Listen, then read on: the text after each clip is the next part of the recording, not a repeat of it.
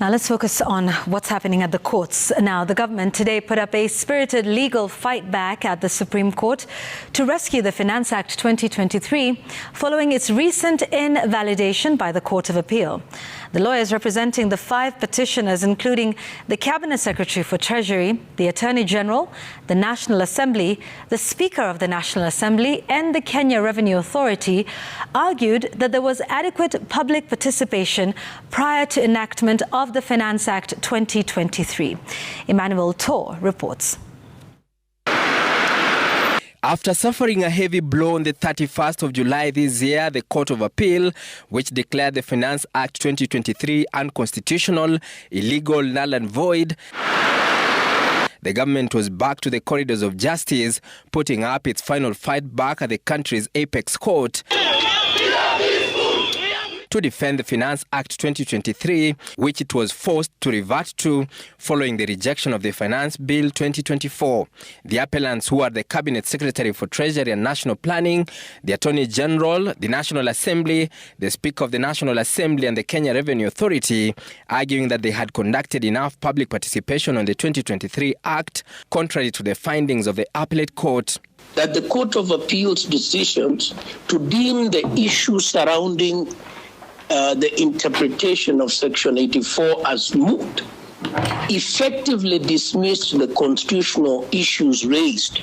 without adequately addressing their continuing relevance and their potential impact. During the session, the National Assembly team, led by the lawyer Issa Mansour, argued that the House standing orders allowed the National Assembly to introduce further changes to any bill at the committee stage or in the committee of the whole House without undertaking another round of public participation. The Court of Appeal did not consider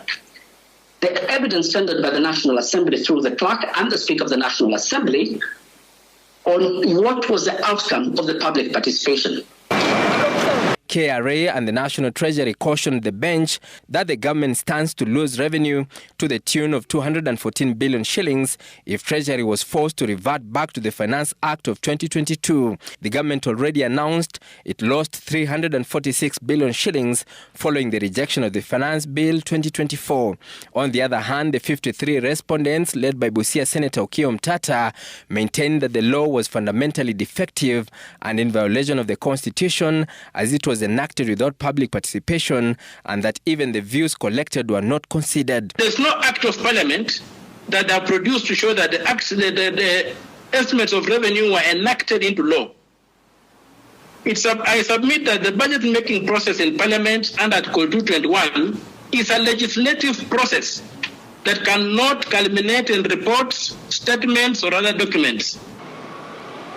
In the Court of Appeal verdict issued by Judges Kathurima Minoti, Agnes Murgor and John Mativo, the judges found various sections introduced post-public participation stage to amend the Income Tax Act, Value Added Tax Act, Excise Duty Act, Retirement Benefits Act and Export Processing Zones Act were unconstitutional as they were not subjected to fresh public participation. The marathon hearing concludes tomorrow as more respondents make their case as to why the Finance Act 2023 must fall.